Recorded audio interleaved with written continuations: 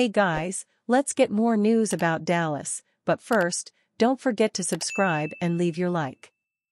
Cowboys coach Mike McCarthy responds to crazy talk on future.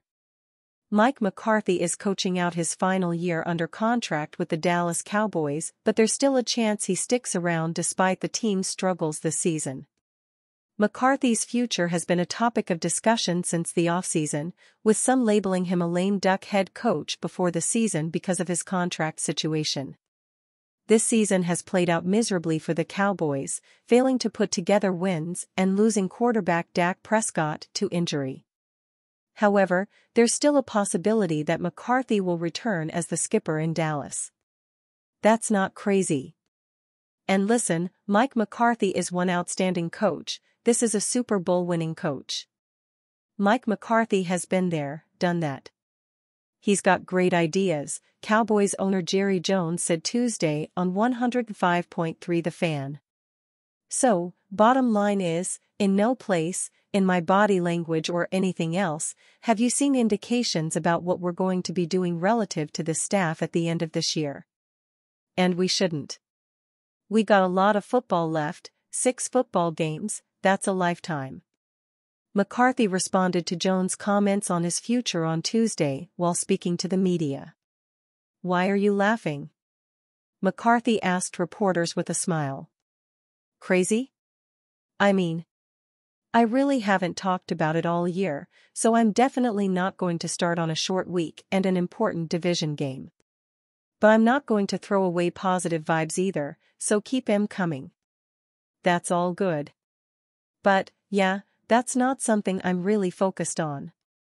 Some teams unravel when the coach struggles, and players lose faith in the team's direction, resulting in a visibly lackluster performance. That hasn't been the case with the Cowboys. Despite some tough losses, Sunday's thrilling win against the Washington Commanders proved that this team is still fighting, even with slim playoff hopes. I'm not done yet. I don't plan on tanking. If the higher-ups are looking for a draft pick, I hope that's ruined, because we got a lot of football left to play, Parsons said. As long as I'm a part of this team, we're always going to fight. As Parsons notes, there's been some talk about tanking for one of the top draft prospects, like Colorado two-way star Travis Hunter or Boise State running back Ashton Jeanty. However, the Cowboys are all on the same page for how the rest of the season should play out. Love it. Just absolutely love it, Jones said of Parsons' statement on 105.3 The Fan on Tuesday. I just think the game is too important. The win is too important. A win is a very satisfying thing under any circumstance. It helps you build. There's a lot of ambiguity with those draft picks. The New York Giants have been dealing with their own, self-made, quarterback conundrum. The Cowboys' NFC East rival demoted and later released Daniel Jones and started Tommy DeVito last week during a 30-7 loss. However, according to ESPN, DeVito is a long shot to play against the Cowboys and did not travel with the team on Wednesday. That means Drew Lock will likely start for the 2-9 squad.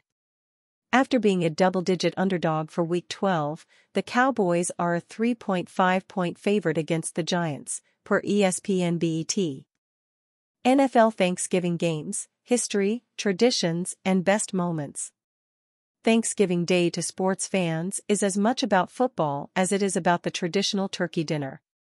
From high school football in the morning to watching the afternoon game on TV as dinner starts, this tradition is as old as time.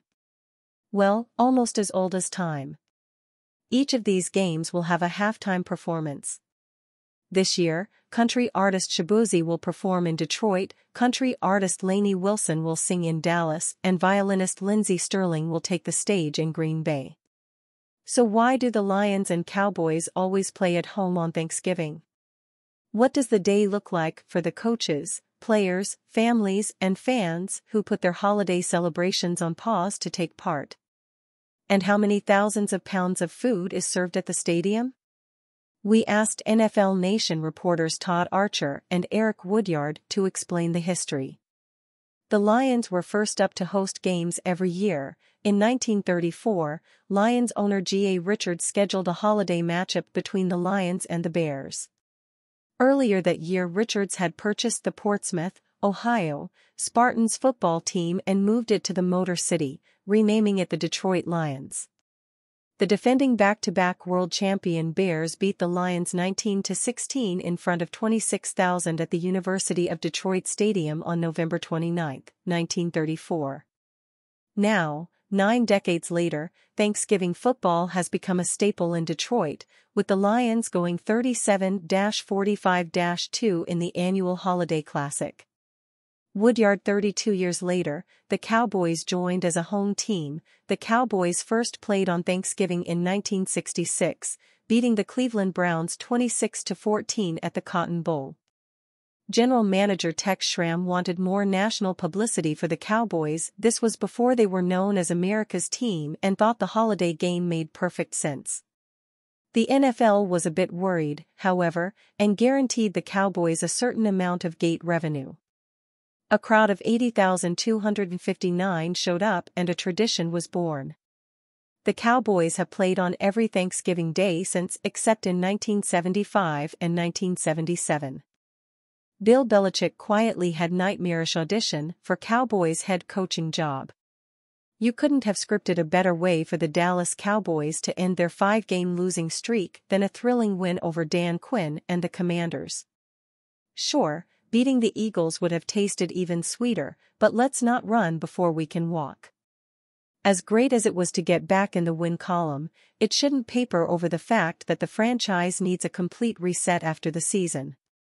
That includes at head coach, but Jerry Jones on Tuesday teased a potential extension for Mike McCarthy on 105.3 The Fan. Jones referred to McCarthy as a Super Bowl-winning head coach, but Dallas hasn't sniffed a Lombardi trophy since McCarthy took over in 2020. That is why Bill Belichick, who has won 6 Super Bowls, is circled as the favorite to take over if McCarthy isn't brought back. Multiple insiders have talked to sources within the league who believe Belichick to Dallas is a foregone conclusion. If that comes to fruition, it may not be the home run hire it's being made out to be.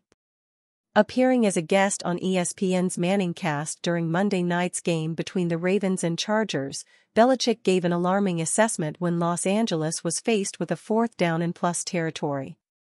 It was a 4th-and-1 on the 30-yard line, and Belichick wanted Jim Harbaugh to kick a field goal to take a 10 lead. While the Chargers have a budding young kicker in Cameron Dicker, they also have a strong offensive line and a 6'1", 238-pound bruiser at running back in Gus Edwards. On top of that, Justin Herbert and the offense had moved the ball at will against the Ravens' leaky defense.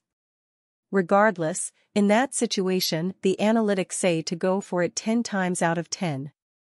Sure enough, the Chargers called Edwards' number and moved the chains. The drive stalled out 3 plays later and LA kicked a field goal anyway, but Harbaugh absolutely made the right call to go for it. It didn't result in a touchdown, but coaches should always chase points in that situation. The Ravens had struggled to move the ball up until that point. They gained 5 yards on 8 plays and punted twice. Going for it on 4th down is a big reason why Baltimore won the game. They went for it 3 times and converted each attempt, including a gutsy 4th-and-1 from their own 16-yard line. They went on to score 2 touchdowns because of their conversions. They won by 7 points. That isn't to say punting is never the right call, but it was painfully obvious that Harbaugh should have kept his offense on the field. That Belichick wanted to kick a FG should terrify Cowboys fans of what is potentially to come if he replaces Mike McCarthy at the helm. And you, fan? What do you think of the situation of Bill Belichick? Leave your opinion in the comments.